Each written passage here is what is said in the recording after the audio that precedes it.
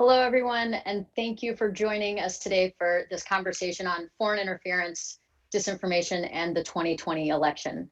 I'm Rose Jackson, a fellow at the Truman National Security Project, and I'm pleased to moderate this event, which is part of the Atlantic Council's Election 2020 series.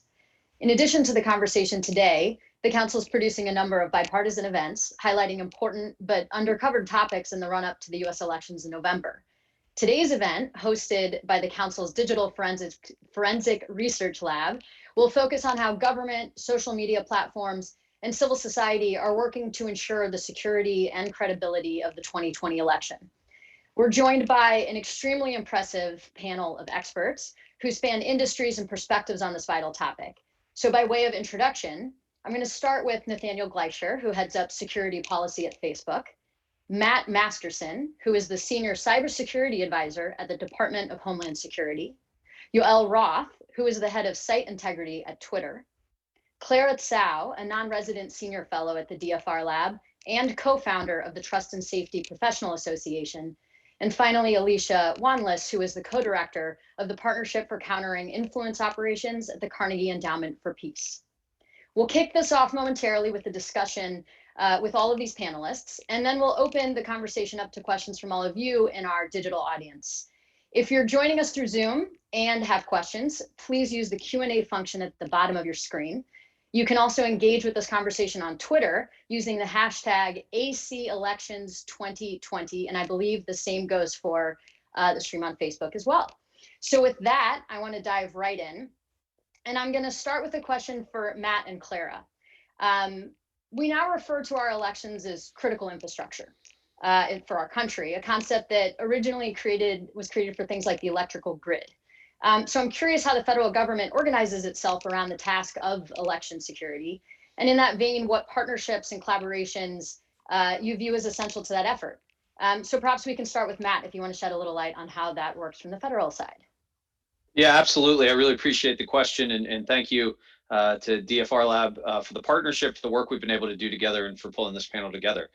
So as was said in the question, election systems, election infrastructure is made part of our critical infrastructure in January 2017. From that time forward, for us at CISA, the focus was on working with state and local election officials. Those are the ones that own and operate the election systems, your voting machines, voter registration databases, electronic poll books, to understand risk, to understand architectures, and to help support them to manage that risk and to ensure the security of the election. So the first bucket we operate on under that critical infrastructure designation is really that focus on the 8,800 state and local election officials across this country. And the good news is we're working with all 50 states, working with over 5,000 jurisdictions to share information, to provide support and services, penetration testing, cyber hygiene scans, incident response, you name it, in order to help them manage risk, and more importantly, then communicate to the voters the steps they've taken to secure the process. The second bucket for us is working with political campaigns and political entities. While not formally part of the critical infrastructure designation, there's a recognition within CISA of the importance of these systems, of these entities to our democracy. And so we have close working relationships with both the RNC and DNC. We work directly with presidential campaigns, Senate campaigns, and others to share information, to provide those same services, and really to help manage risk to those systems as well. And then for us, the third bucket, which is really a point of focus in this discussion, is countering foreign influence. The FBI is the federal lead on countering foreign influence. They're the ones that are leading the whole of government effort around this. From us at CISA, our focus is on working with trusted voices in communities, folks like secretaries of state, mayors, civic engagement groups, others, in order to talk to the American people about the resilience of the elections process, about how they can be prepared, patient, and participating voters, so that they, when they engage with the process, know exactly what their plan is, know how they're going to engage, and in the end, can have confidence that their vote will be counted as cast. So those are how we organize ourselves into the three buckets. Again, for us, the critical infrastructure designation allowed us to prioritize support, services, and really all the work we've done over the last 3 years to state and local election officials has really increased our level of visibility, understanding, and the overall resilience of the elections process. Thank you so much. Clara, if you want to add to that, that'd be great.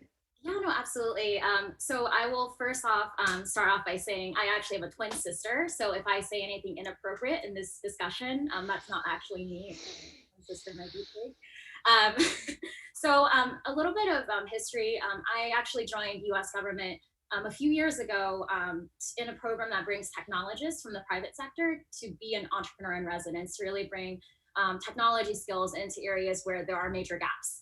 And out of that experience, I served as the CTO of the Countering Foreign Influence, later called Countering Foreign Interference Task Force at DHS. Back then in 2018, we were really figuring out how to even start with information sharing with major social media companies. I think everyone was looking to figure this out because it's not an area that I think anyone was really prepared for. There are existing infrastructure that's there for cybersecurity and physical security, but when it comes to how to deal with information sharing, when it comes to misleading content, it's still an area that was very much in the gray for both companies and the federal government. I think beyond that, a number of agencies were also figuring out, as Matt mentioned, who has authority. Is it the FBI? Is it DHS? Which actors should really play a lead in working out how we share. The one additional thing I'll also add is there continues to be a lot of overlaps in other types of information sharing in the past. A number of us that came together to form the Countering Foreign Influence Task Force, we came from different backgrounds, from counterterrorism to cybersecurity, to really figure out the right skill sets needed to fight this fight. But the critical infrastructure designation really showed that this was such a critical issue where we really needed to do public education to the general public around the threat of foreign state-backed disinformation. So. Excellent. Thank you so much. So, I mean, we start with the concept of just establishing that elections themselves are critical infrastructure. A lot of people think about hard cyber threats like hacking into voting machines or other things like that. But a more complicated set of election-related vulnerabilities are information-based. I think it's somewhere like 1 in 5 Americans get their information about elections from social media, which obviously exposes voters to a fair amount of false or misleading information posted by their friends and their family, or pushed by candidates themselves, influencers, or in some cases, foreign actors. So I'd like to take a chance to turn to you, Nathaniel and Yoel, and ask if you can share a bit about how Facebook and Twitter respectively are approaching election security in that context. Perhaps we'll start with you, Nathaniel.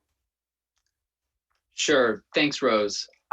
So first I would take a step back. I think there's a lot of focus on the content of communications when we're talking about influence operations. Is something provably true or false? Is something deceptive or targeting the election? And content-focused enforcement is important. But from what we've seen, it's really important to think about this along 3 dimensions: actors, behaviors, and content. And what I mean by that is there are certain actors, it doesn't matter what they say or what they engage in, they are blocked from our platforms, and we are going to continue to keep them blocked from our platforms. A good example of this would be the Russian Internet Research Agency. We don't need to know what they're saying. We simply need to know that particular assets are linked back to that organization. Second, there are content-based enforcements. We have our community standards that outline what constitutes voter interference, voter suppression, or incitement to violence. And we'll take action on that content regardless of who says it and regardless of what activity they're engaged in. And then the third piece is behavior. If we see individuals, actors, organizations engaged in deceptive activity on the platform, and here what I would mean is, for example, using fake accounts, working together to conceal who they are. The classic example of this, of course, is a foreign actor presenting themselves as domestic. We would be able to take action based on that behavior, regardless of what they're saying and regardless of who's behind it. And that last piece is extremely important, especially when we're talking about foreign interference, because often the content of influence operations aren't false, aren't hate speech, don't violate the policies of many of the platforms, and quite frankly, we wouldn't want them to. A really good example of this is a particular page that was used in an influence operation run by actors linked to Russia several years ago called The Beautiful Streets of Riga, which was essentially a page that advertised how lovely it is to visit Riga in the fall, the great architecture, the food, all the reasons you'd want to spend time there. there's nothing wrong with that content. You wouldn't want the platforms to remove that content. The problem was the actors who were running that page presented themselves as an independent organization based in Riga, effectively a kind of news travel organization, when in fact they were centrally controlled by a group linked back to Russia that was running similar pages around the region. And the idea behind this, of course, was to build an audience, to bring people in and build an audience around acceptable content, which then at a critical moment, they could shift and begin to use more problematic or divisive content. If the only thing that we do is enforce against content, you have to wait until you see the violating content. If we're able to enforce against behavior as well, you can get ahead of that in these cycles. And that's particularly critical because when you run an influence operation like this, you need to build up an audience to try to get people to follow your content so that then you can land the message you want to land. By being able to enforce against behavior, we can get ahead of that and we can disrupt these operations earlier. And we've done a number of these. You mentioned earlier, Rose, both domestic and foreign actors. I would just close by saying, I think one of the keys with this actor behavior content model is whether someone is foreign or domestic is immaterial to the type of behavior they're engaging in. If someone is engaging in sustained deceptive behavior, we can take action on them regardless of whether they're foreign or domestic. And we've done a number of takedowns, as have Twitter and the other platforms, on actors that are domestic, trying to influence public debate within their own country, as well as actors that are foreign. Thank you very much. Y'all, if you can add on to that, and then just for both of you, a little bit on what you feel the responsibility or nature of addressing reliable election information with the intention of pushing people towards voting and civic engagement, balancing that with the challenges you are all confronting in the disinformation and misinformation space that you were just describing. Sure. So I'd say in the context of election security going into the 2020 elections here in the United States, the first thing I'd note is these are all evolutionary processes that have taken place over a number of years around the world, where the focus at Twitter, Facebook, and elsewhere has really been to learn and refine what we do and how we respond to these threats as they emerge on the basis of new developments that come up through each election. In 2019, there was something on the order of 4 or 5 dozen major elections around the world that Twitter supported in various ways. And each one of those, our work fell into kind of 3 primary buckets. The first one is policy. Since 2016, we've been focused on building out a foundation of rules that make clear what are the permissible behaviors, what are the permissible types of content, and then where are the red lines around certain types of information that we believe are so harmful to civic participation that we don't want to allow them on the platform at all. And we've refined and iterated on those policies over the years to ensure that whether it's the United States or any other global election, we have a strong foundation of rules that make clear to our communities what is or isn't allowed. The second is product improvements. A key part of how you address mis and disinformation threats is by ensuring that you have the product capabilities, one, to enforce against malicious activity, but then second, to help surface credible and relevant information to people in real time where it would be most useful to them. And so, for example, as we're thinking about election preparation efforts for Twitter, we're looking at opportunities to surface information about major events like conventions or debates, or even the results of the election as they begin to trickle out in the hours and days following election night, so that we can ensure that there's a one-stop shop for people to get credible information from state, local, and national officials so that they can be informed. It's not just a matter of removing malicious activity, it's also a matter of promoting credible, authoritative information. And then finally, underscoring a lot of the themes for this entire group is partnerships. A key part of how we prepare for elections around the world is not only working together as an industry, but also ensuring collaboration with our stakeholders in government, civil society, and the research community. And we remain focused on that as a key part of how we respond to threats kind of going into the period immediately around the election. I'll give an example of how this worked really well during the 2018 election. Several days before the election in 2018 in the United States, a website went online that called itself IRA USA. And it wasn't really making a secret of who was behind it, and that was kind of the point. The website made a series of bold claims. It said, hello, this is the Internet Research Agency, hello from Russia. By the way, we've been interfering in the election. And they made a series of claims about how several key congressional races had been extensively targeted and influenced by agents of the Russian Internet Research Agency, and that we should expect to see those results play out on election night. Now, obviously, that wasn't true. The extent of foreign interference targeting the midterm elections was generally quite mild. A lot of those claims didn't appear to be realistic, but we were able to respond to it rapidly, first by coordinating within industry to understand the extent of the activity we observed. Second, by partnering with government to understand where is this activity coming from, who is behind it, what is the shape of the threat here. And then third, acting in a coordinated and decisive manner to address the activity across the board.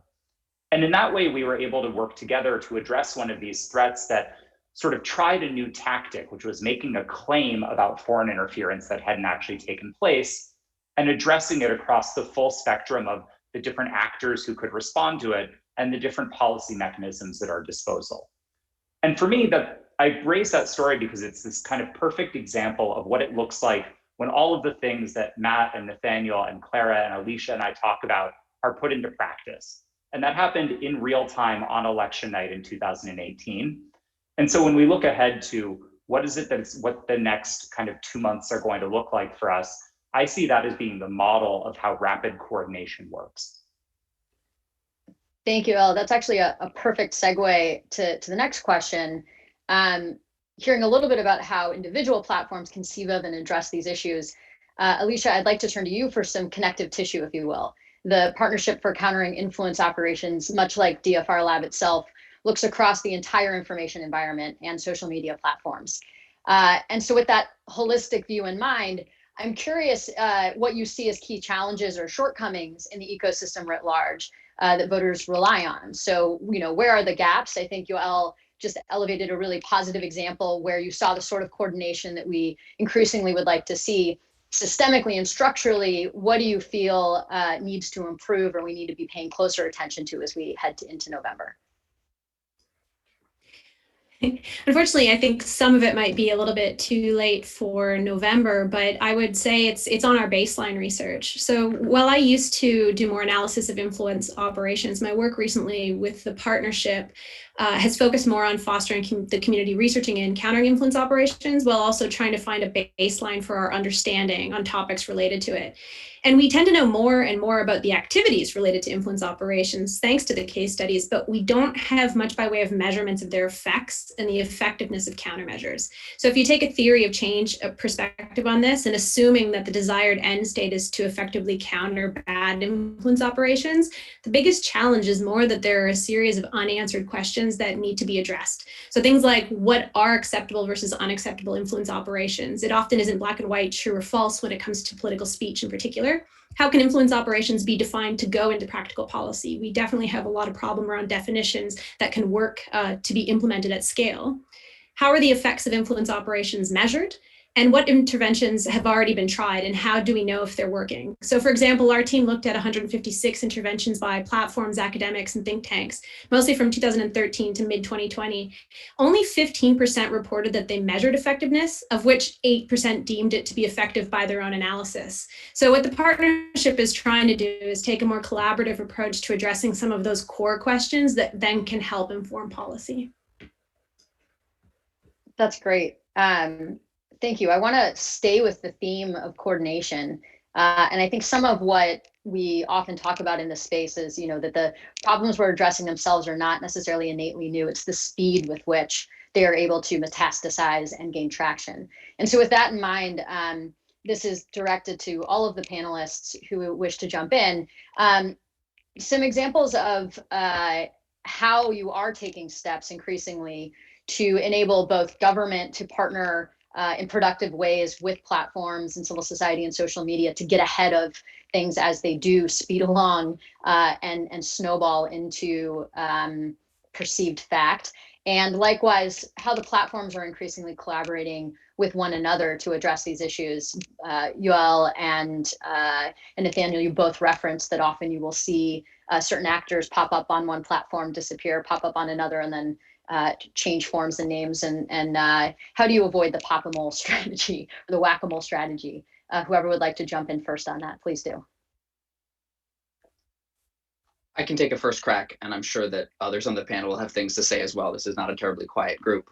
I would just say that the biggest change from 2016 to today, I think in 2016, if you look across the communities that you need to defend against influence operations, by and large, we weren't ready. We didn't see it coming.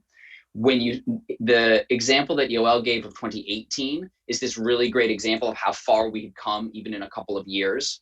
And today, we can really add in a third community. I think government and industry partnerships are really important, but the civil society and open source research community is also critical here. The Election Integrity Partnership, which is a recent launch of a number of key research teams involved in this, is one good example of this. But being able to work across those communities has been really critical. One good example of this collaboration, our industry partners periodically meet amongst our industry colleagues. So we share information about the threats that we're seeing, the trends that we're seeing, how we can work together most effectively.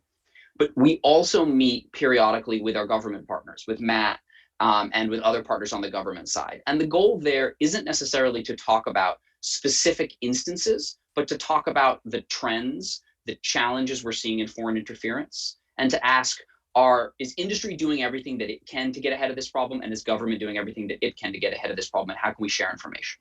Some of the most valuable discussions we've had have been around detailed analysis from our government partners on how the election will proceed, what the components of that election will be, and how all the pieces work.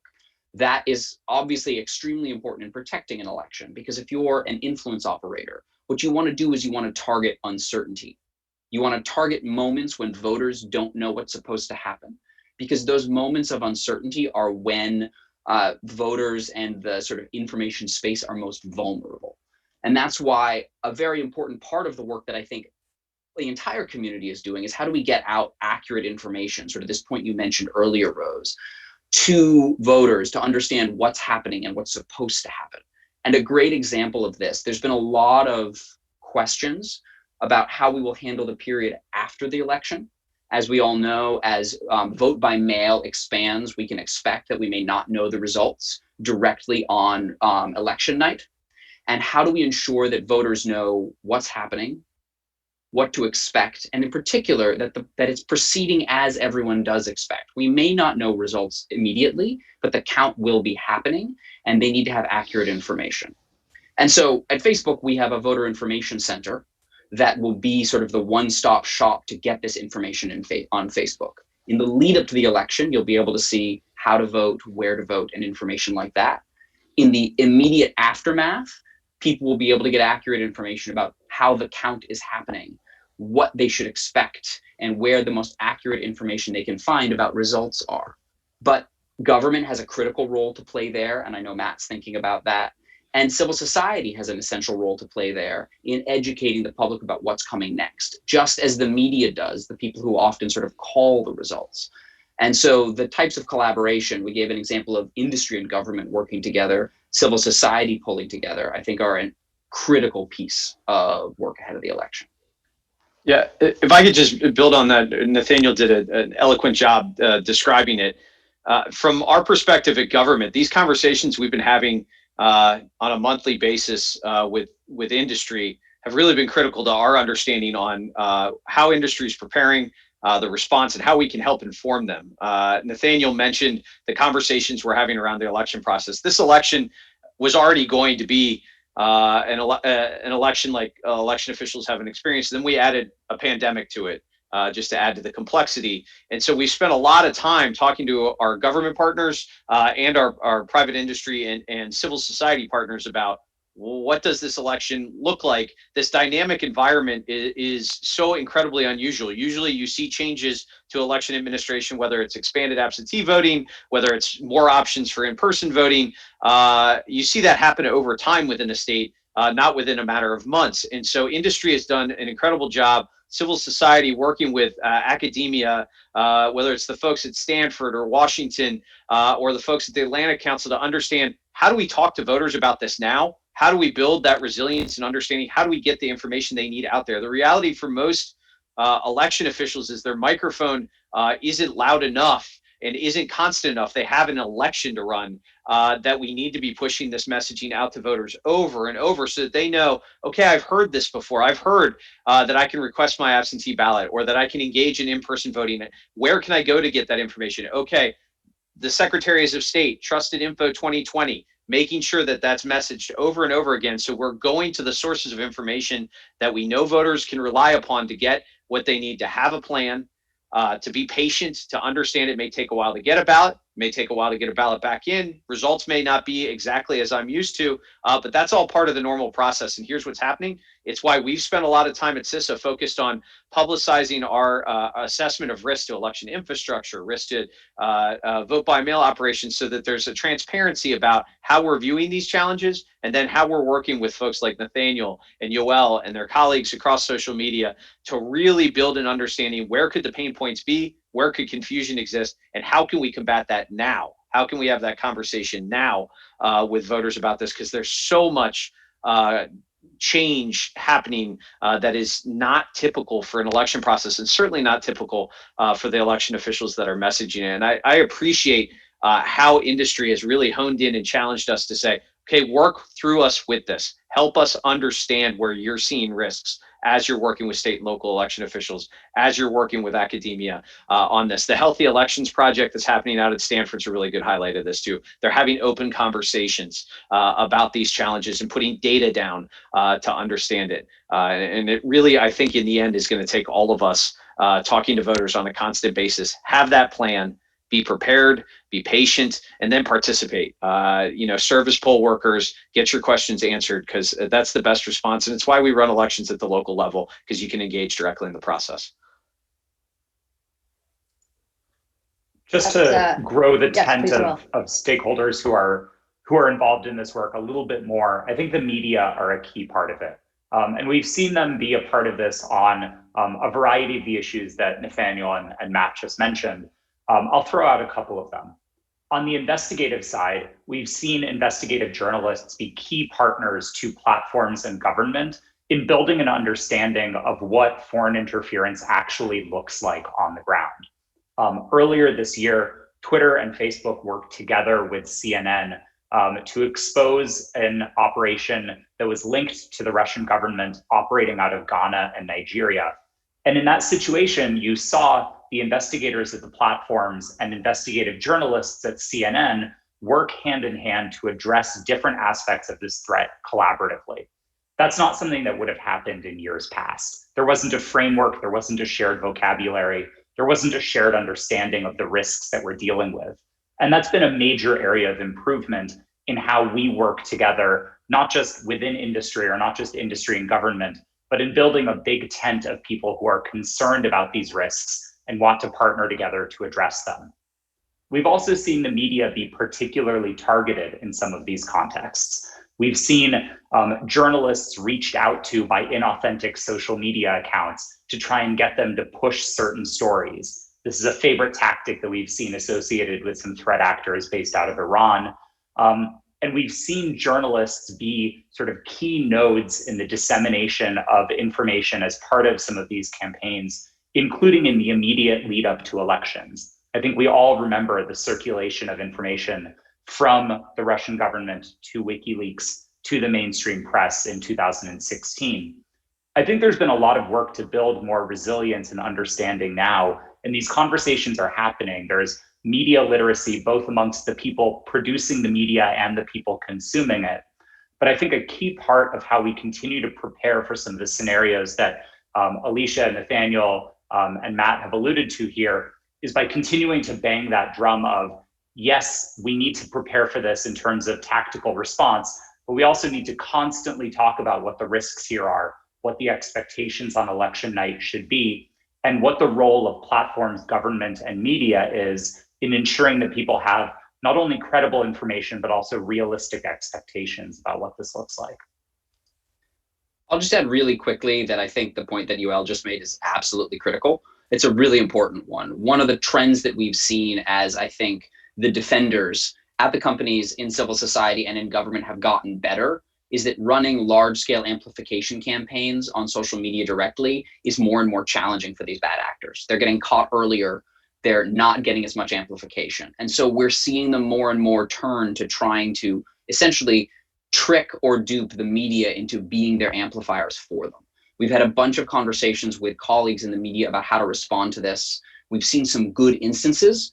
Another piece of the story around 2018 is a foreign actor reached out to a number of journalists to try to convince them to write a story about a second troll farm that didn't actually exist, but they were hoping for a big story about, again, supporting this idea that influence had happened even though it hadn't. In that context, the reporters were smart enough that they didn't get tricked. They reached out to all the teams that were working on this, got all the context. And when they did write a story, the story was about how a group of actors linked to threat actors in Russia had tried to create a story that there was a second troll farm, as opposed to buying into the narrative. And I think we're going to need a lot more of that going forward. I did want to jump in and also share that one of the really interesting trends around media and also different actors like cybersecurity companies is back in 2018 and even 2019, a number of cybersecurity companies started doing open source research and jumping into this space. And there was not really a shared standard of what is credible open source research. And it's really easy for, again, to what Yoel and Nathaniel just said, for them to either overemphasize the threat that gets picked up by the media. And so a lot of what I've been working on over the last year is building actually a professional association to connect everyone working in trust and safety to have a better shared community of practice. And this is a really interesting space because a lot of people who work in trust and safety and influence operations, they come from all different backgrounds, from government to research to the media. So really having that bar set, just like the bar exam set, that bar for lawyers, is really something that we need to work towards as a community to really have a shared way of sharing information. Thank you so much. That's extremely helpful. I'm going to ask one last question before we start turning to the audience, which is tied to what all of you just wonderfully covered about the things that have changed in how we're addressing these challenges since 2016. I'm curious if you can elevate some of the things that you've seen have changed in the nature of the threats themselves, or just the trends that you're observing, either from civil society, government, or the platform perspective that looks different from what we observed in 2016. Perhaps we can start with Alicia on this one. Sure. The short answer is I think the major difference is the level of coverage that's going to these activities. I'm not so sure that the tactics themselves are widely changing. I mean, the use of leaks and trying to get into the media to get more exposure and coverage, and also targeting politicians such that they use those leaks to their benefits. This was all there in 2016. But really what wasn't was more coverage of that fact and what was happening. And likewise, an incentive, an initiative, a movement by industry and government and others to actually cooperate and do something about this. Thank you. If any of our other panelists want to jump on that before we turn to some great questions from the audience. I mean, this is a pretty easy one for me as far as change. For me, there's unquestionably the amount of collaboration and information sharing, particularly with state and local election officials and then the private sector. We literally were in a position 2016 where there were no channels. DHS didn't even know who to contact. Now we have information sharing with all 50 states, literally reports coming in every day to understand what kind of activity. Nothing's too small for the state or locals to share with us. And so our understanding, our ability to sense tremors in the force, as Director Krebs likes to say, is so much greater than it was in even 2018, that we really have a much deeper understanding of that risk. But with that comes an understanding that of the risk that still exists. We still have local election officials in particular that aren't able to move off of unsupported systems, aren't able to patch at the speed that we'd like to see. And so our focus continues on how to evolve and push to help support them better so that they could do that on the cyber side. And then on the private sector side, the amount of reporting coming from state and local officials into industry, into Yoel and Nathaniel through their portals, the deeper understanding of the role they play in the information ecosystem is so much greater than it was, and that need to amplify their voice and their information as the trusted source of information continues to be a real point of emphasis for us, and I know for the platforms, because in the end, those state and local officials, as we travel this path in the next 70 days, they're gonna have to be the one that reach voters and help them understand what are your options, how do you engage, how do you know your vote's going to be counted as cast, because it's not going to come from the federal government, it's not going to come from platforms, it's going to be those who run the process, who exist and live in these communities and are responsible for it. So whatever we could do to continue to amplify up that information and voice is going to be critical. Oh, sorry. No, please, Nathaniel, jump in. I was just going to say, I think, so Alicia was talking about how some of the tactics have stayed the same. And I think when we look at influence operations, right, influence operations are not new. They've been around for a very long time. I think one of the most interesting trends that we've seen, 2016 was sort of a period where you saw threat actors develop a very specific new tactic that a lot of the defenders weren't ready for. And over the last 4 years, the work of all the communities we're talking about has made that tactic harder and harder. And today, I think influence operations online look more and more like influence operations have looked for a very long time. It's not as if the threat actors are going to stop. The one, I think, certainty you have in any security world is that you know that the threat actors will keep trying. But we're seeing them get squeezed more and more between this very difficult choice. Option one is they can run a large amplification campaign that's very noisy and that probably gets caught really quickly. When you have the research eyes on it from the civil society community, when you have the companies with their teams on it, and you have government's collection on it, it's hard to hide something noisy. Or they can put a lot of effort into being very, very hard to find and very, very subtle. And they still get caught, and that's what we've seen. And the added problem is if you're being very subtle and hiding your influence operation, you're hiding your influence operation. And the whole point of this is to get noticed. And so the idea is to squeeze these actors between a rock and a hard place.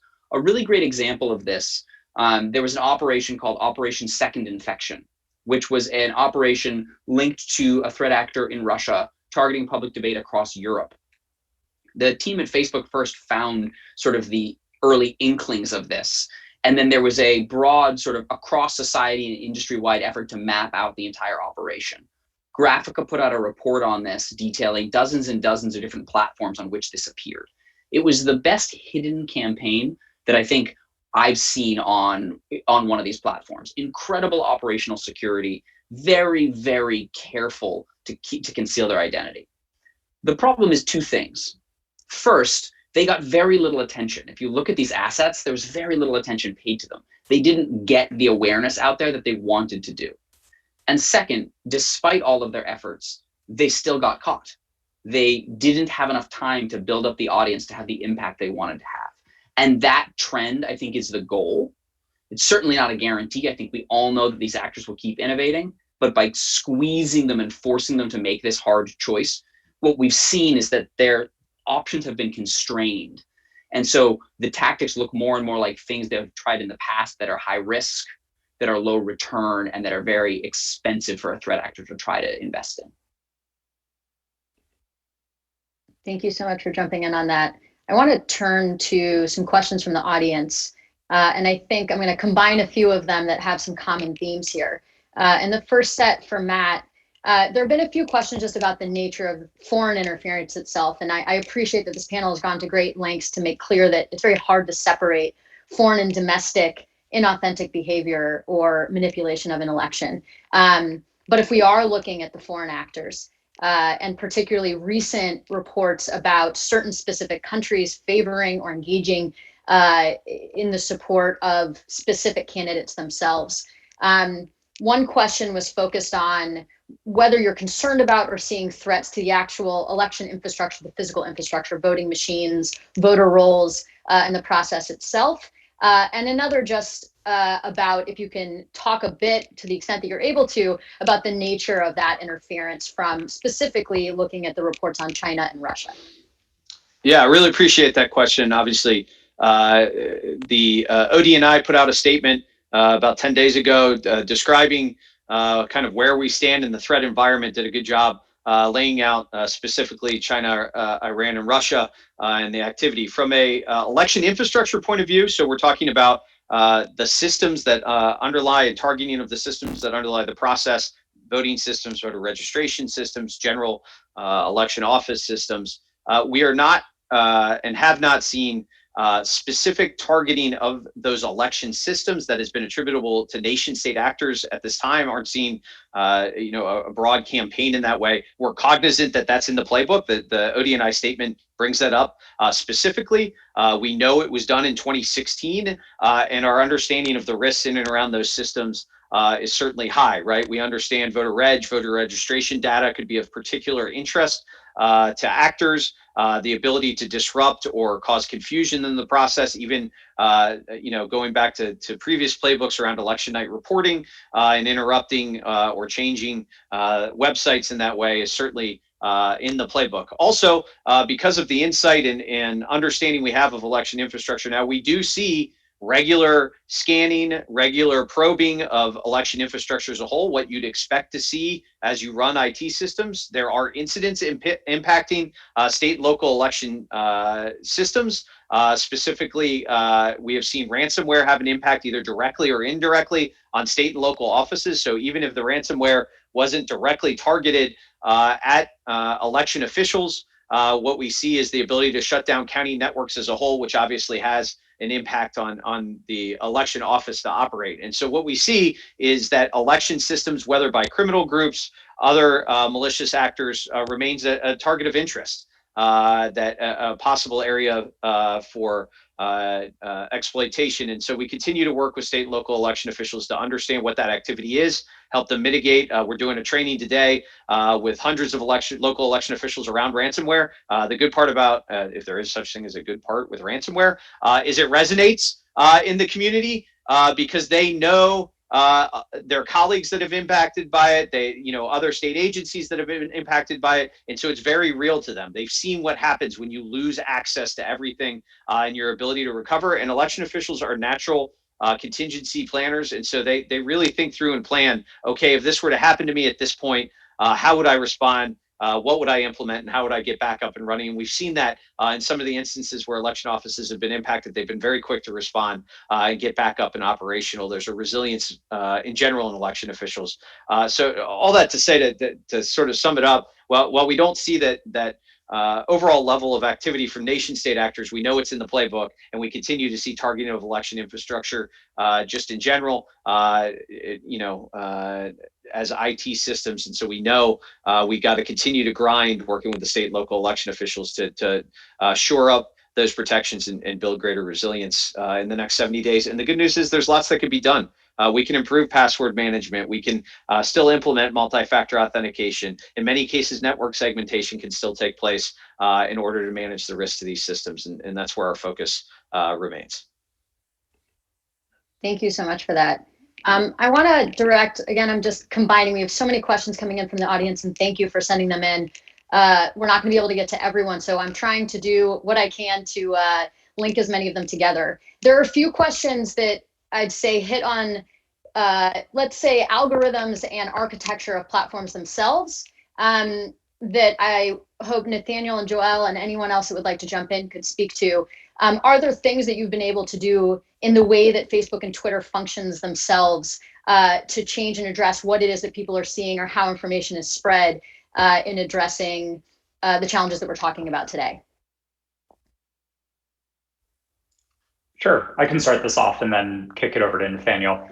One of the key things that we've thought a lot about at Twitter is the distinction between earned reach on the service and unearned reach.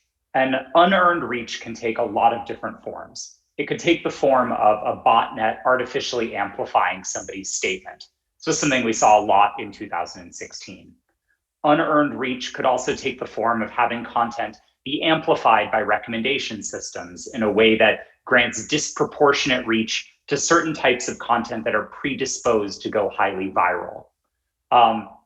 And then it could also, in some instances, take the form of paid advertisement, which is earned in a slightly different way.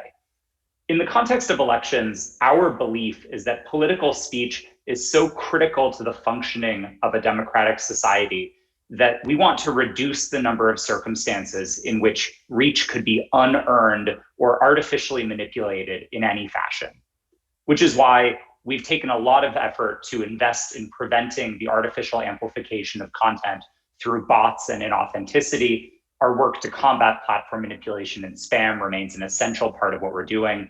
And we've also focused on the impact of both our recommendation algorithms as well as advertising systems in the context of elections. And we've taken two specific steps in that context. The first one's real simple. We prohibited political advertising on Twitter globally across the board. We wanted to take that out as a variable in consideration here because we think that the risks to political speech and to the ability of people to have ideas reach audiences on their merits as opposed to paid promotion is too risky for us to have kind of in the mix here. And so that was a change that we implemented globally and across the board.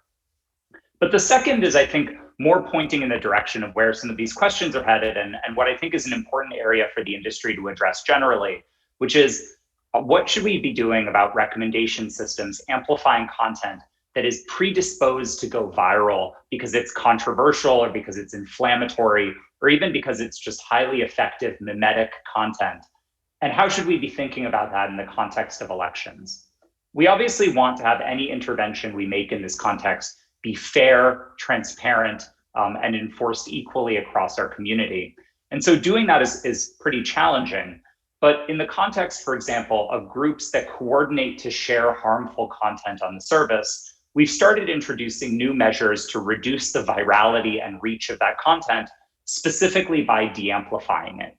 And so you've seen us implement this in the context of QAnon, and we're continuing to build out frameworks for helping us assess first at a group level, is the behavior here coordinated and harmful?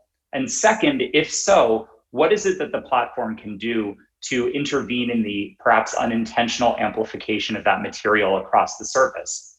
And there's been some early independent research about some of our interventions here that has demonstrated just how effective tweaks to recommendation algorithms can be in reducing the prevalence of that content across the service. And so I think you'll see us continue to invest in opportunities to say, should content be permitted on a platform? Perhaps yes, in the interests of permitting free expression, but does that mean that that content should be recommended or amplified by the systems that a platform uses? Perhaps not. And I think that's an important area for us to continue to evolve our technologies and our policies. And it's a major area of focus for teams at Twitter. You'll hear some, I think, parallels on the ways that we're tackling this at Facebook as well. I think one of the key points is, Rose, you'd mentioned earlier as you were thinking about these threats, how do we avoid a whack-a-mole problem? And the way you avoid a whack-a-mole problem, if all you're doing is thinking about removing harmful or violating content or behavior, you know that these actors will come back. There's a concept called adversarial design. And essentially the question is, how do you design products for actors that are adverse to the goal of that product? Normally when a product developer is building a platform, they think of their users as sort of on the same side as they are. And the vast majority of users on Facebook, on Twitter, on any of these platforms are. They want to use the platform to share information with family and friends, to learn accurate information, and to engage in public debate. But there is a small percentage of users that are directly adverse to the goals of that platform. They might be influence operators trying to manipulate public debate. They might be actors trying to coordinate on the platform to cause some kind of harm. And they're going to look for and try to exploit the platform in ways that are antithetical to the goals of how we developed it. And so how do you, over time, change the platform to make it more resilient to these types of deception and more conducive to authenticity, to understanding who you're talking to? Yoel mentioned recommendations, and I think that's a really important component of this. We similarly recently took action, particularly against QAnon-related groups and other groups that are coordinating on the platform in a way that could cause this type of harm. A number of these groups that are direct hate actors or dangerous organizations are removed from our platform. But here we've also taken some of the groups that are more in this gray space and we've removed them from recommendations to strike a similar balance that Yoel's talking about. Another key point is how you handle content that is misinformation, for example, and ensure that it is constrained and framed in the right way. On the internet, I think one of the biggest challenges we've had for a long time is that the internet is a context stripper. It removes the context that users use to judge what they're reading.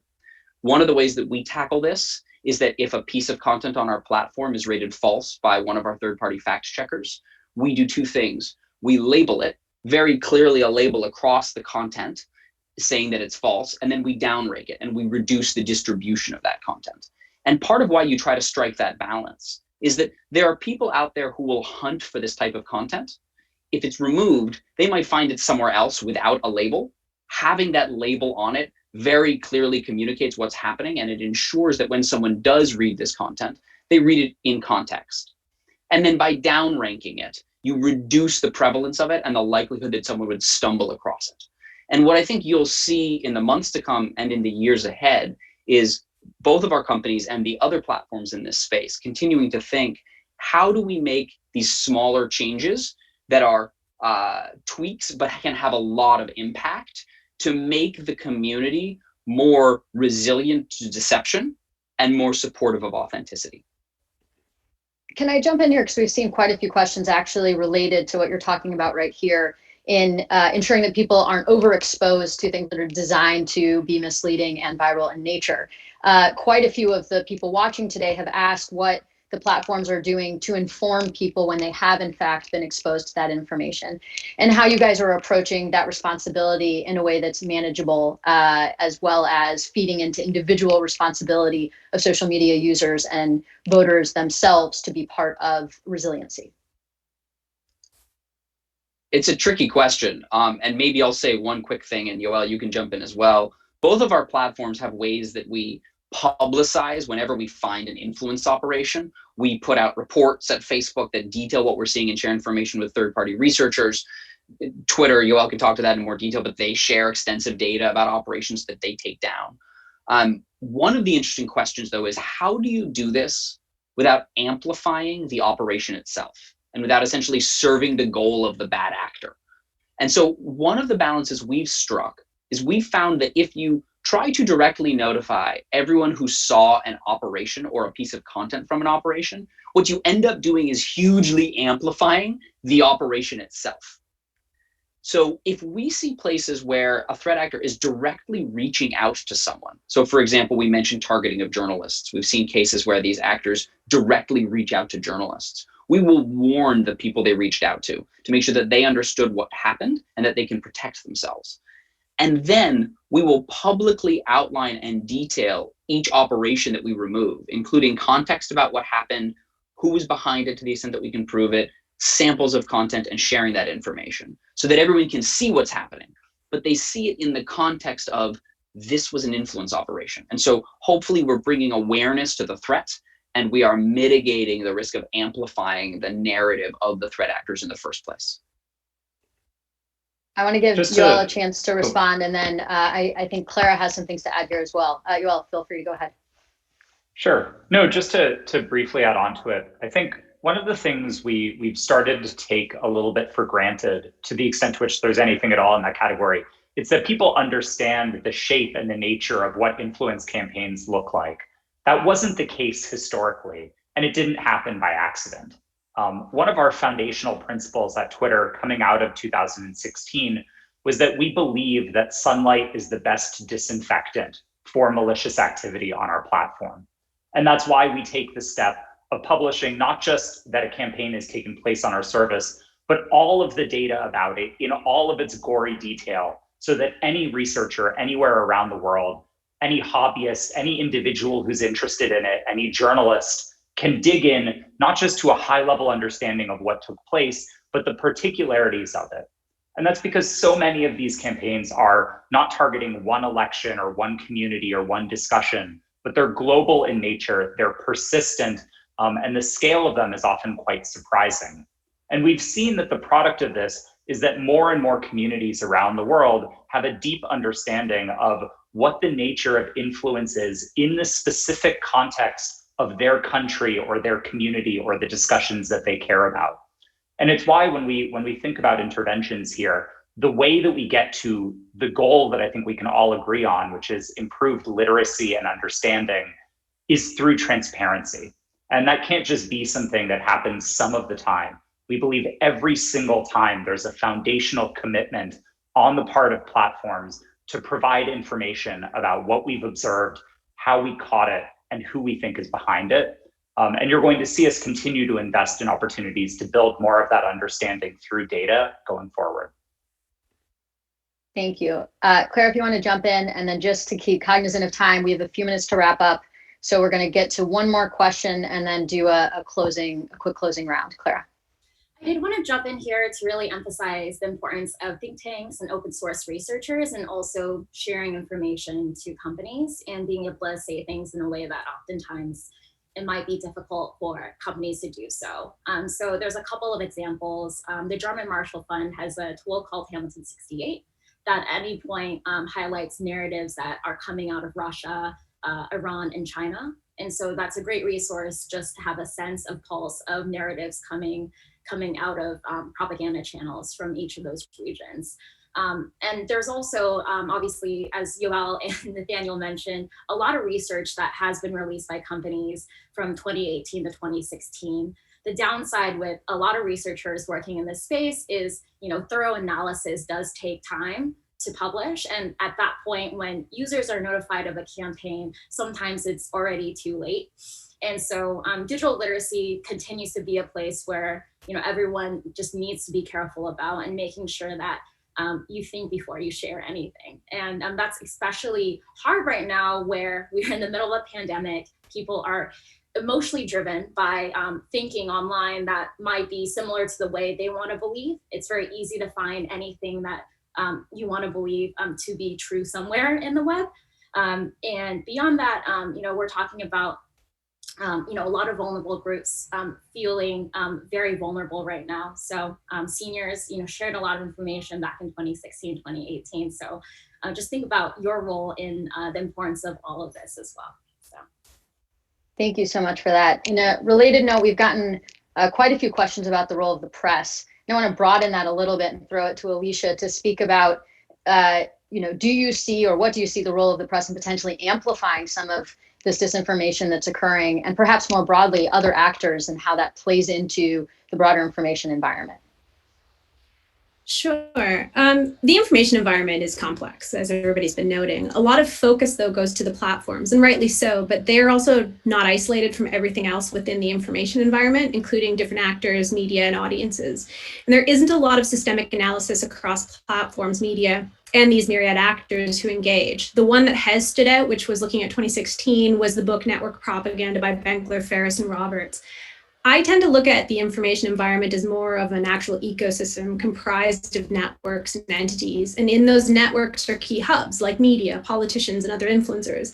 And should they be infected or compromised and take up a message, this has a greater likelihood of affecting the rest of the wider network and ecosystem. But the focus of coverage and discussion on influence operations tends to be very much on individual activities or actors and not the overarching system where it occurs. So similarly, there's a lot of focus on finding a smoking foreign gun. And with all the alarm around influence operations and disinformation, I think there's a high likelihood that a lot of legitimate domestic actors are going to feel sidelined or attacked if their voices are mistaken as being fake or silenced in this election. So moreover, there seems to be an awful lot of priming for contested election results. And in this highly politicized and polarized environment, the thing that I fear most for the United States is what happens immediately after the election and offline. Thank you so much for that. And you perfectly segue into what I'd like us all to close out with. Ever the optimist. A question for each panelist and whatever closing thoughts you have. What keeps you up at night? What are the things that we're missing, and what are your nightmare scenarios? I say this not to be alarmist or to leave everyone in the lurch, but as everyone has spoken about, and I think Matt so well articulated, this election looks like none we've had before. We have extremely complicated logistical changes occurring in a short period of time. We have domestic and international actors seeking to cause harm, and a lot of Americans trying desperately to figure out how to spread the right information and have their voices heard and exercising their right to the ballot as well. And in that context, what are the things that we need to be paying closer attention to? What are the things that you'd like to elevate for everyone to think about as we close this out. Thank you all so much. Let's start with Matt. Yeah, thank you. And I appreciate the panel. That's been awesome. For me, what keeps me up at night is are we doing everything we can to support the state and local election officials, the folks that are participating on this call, to get them the information they need to both secure the process, but then talk to voters. For me, what keeps me up is worrying about do voters not only have access to the information they need, but are they freed up to find that and get that information to participate? So can they get to the state and local election official information to understand what their options are, so they're not requesting ballots too late, so that they're not taking advantage of the in-person early voting options that are available in the vast majority of states, so that they have a plan to engage, to participate, and to understand what this election is going to look like. I worry a lot that all of the healthy conversation that's happening, I've worked in election administration for 13 years now. I've never seen so much conversation about election administration. I never thought the United States Postal Service would be a topic of discussion on national news about elections. I thought that was only for us nerds at election conferences. And so there's so much information, and it's healthy, and voters are getting a conversation that's never happened before. But I want them to know all the information they need is available to them to understand what their options are in their state. Are you registered? If you're registered, what are your options to vote? What's on your ballot? How do you plan to participate? Have that all ready to go so that you can engage in the process, so that you know your vote will be counted as cast. We're going to have 92+% of ballots cast in this election that are auditable. So, there's a lot more resilience than there's ever been. And I just want that message to break through to voters that they can engage, they can be prepared, they could be patient and participate in this election, because there's so much noise, but the information's right there at their fingertips for them to engage and participate in this. So what keeps me up is ensuring we're doing everything we can to help support the state and local officials and the folks participating in this discussion and their colleagues that are really getting that information out to voters to help support them. Thank you so much. Clara, how about you? Yeah, I want to close with really 2 points. The first is it's also important, despite a lot more awareness compared to 2016 and 2018 around foreign state-backed actors and disinformation, it's so important not to overstate the threat. I get a lot of messages all the time with people asking, is this particular post amplified by Russia or China or Iran? And it's really easy to make assumptions that things you may not agree with could be fueled by a bad actor, and it's not always the case. However, it's so easy to amplify a lot of misinformation, disinformation. The second thing I wanted to make a point to is we might be really concerned about elections right now, but preparation for disinformation attacks is a 365-day issue. It happens around the clock, and a lot of the goals of adversarial actors is to sow discord and cause hysteria and political chaos. And so it's so important that you are thinking about this 365 days a year, not just the week leading up to the election. Thank you. Yoel, sorry, my apologies. That or your evil twin that I just named, apparently. Would you like to give your closing nightmare scenario? Sure.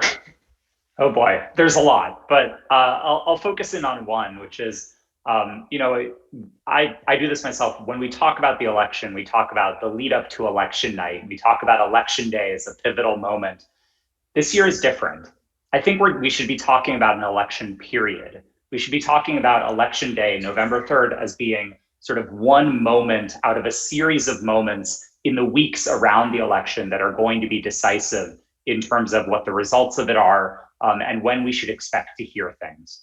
I think in a moment when we're all looking for answers and outcomes as quickly as possible and as authoritatively as possible, there's a lot of opportunities to introduce fear, uncertainty, and doubt at strategic moments. And the one that I worry about is, of course, I worry about election night, but I worry about the week after election night. I worry about the months after that, leading into the certification of the results of the election. And I would say that in those moments when we don't yet have the results of the election, because it's an unprecedented year in the United States, in those moments, we should be particularly vigilant about the opportunities for people to introduce artificial discord, to introduce misleading information. I know my team and I are going to stay focused on these threats, To Clara's point, 365 days a year. But particularly in the context of the election in the US, we've been very used to immediate gratification on election night. And I think this year is going to be very different, and the threats we deal with as a result are also quite different. Thank you so much for that, Nathaniel. Sure. Two things. One, sort of the nightmare scenario, as it were, and then two, I think one of the structural things we've all touched on that is so important. I think the foundational assessment you have to make if you're working in a security problem like this is that the bad guys will keep trying and they will keep innovating. They continually evolve their tactics. And I think although some of the techniques have remained consistent, we see them keep trying to apply new versions of these approaches on social media. If you think about 2016, a lot of the effort was to hide who they were. In 2018, you start to see particularly Russian-linked actors using the fact that everyone knows who Russia is and is afraid of it as part of their operation. We also have seen hack leak operations and a range of other techniques. We've done a huge amount of red teaming and scenario planning to think through the types of things that might happen. I know that our colleagues, everyone else on this call, has been in many of these conversations and has done these as well. One component is being ready for all the things you can predict, but I think the honest truth is the thing that I'm particularly focused on. We know that the threat actors will come up with something that none of us thought of. We know that there will be some operation or some tactic or some drop that no one was ready for or had pre-gamed. And so if you're only ready to respond to the things you can predict, you are already fighting the last war in sort of the traditional frame. And so on top of all the specific preparations for scenarios we've been talking about, the other thing that we've been really focused on is how are we ready to react rapidly when the thing we didn't predict happens. So we'll have a 24/7 operations center. It's actually up and running already, where we bring the teams internally together to respond quickly if something develops. To Yoel's point, that's not something that shuts down on November 4th. You need that to run through that period. And you also need all the teams we're talking about here. The collaboration and partnership pieces that we've talked about have been critical in the lead up, but the point where they are most critical is in the moment of response when something new develops. Having that close collaboration and partnership lets the entire community be nimble so we can get ahead of the problem. And I think a point that everyone has touched on, being ready to respond rapidly is a piece of the solution. The other thing that has come up a number of times, Matt touched on it, Clara touched on it, Yoel touched on it, I'm sure Alicia will touch on it as well, the importance of getting accurate information out to voters and getting accurate information available and clear so that people have armor against the disinformation campaigns that will come. The best vaccine against disinformation is accurate information promoted across all of these channels. And I know that's something that we've been really focused on, and increasingly we're seeing people highlight how important that is. So I hope that there's a focus on that, both heading into the election and in the weeks and months after. Thank you. And I just want to give the final word to Alicia. We got your nightmare scenario, but would love your closing thoughts as well. Sure, thanks. We tend to look at the voters as this big, vague group of people and not really understanding the role of audiences and what is essentially participatory propaganda campaigns. And in that, we might be alienating more than helping some with different countermeasures. So I guess what I'd say to American voters is keep calm and check the outrage. Chances are there's someone out there who wants to provoke that response you might be experiencing. Thank you so much. And thank you to all of the panelists here for giving of their time and expertise, to all of you online who joined us and posed such wonderful questions and spent your time learning with us. The video will be posted on all of the Atlantic Council's various social media platforms so that you can view it afterwards. Thank you again. And with that, have a wonderful afternoon.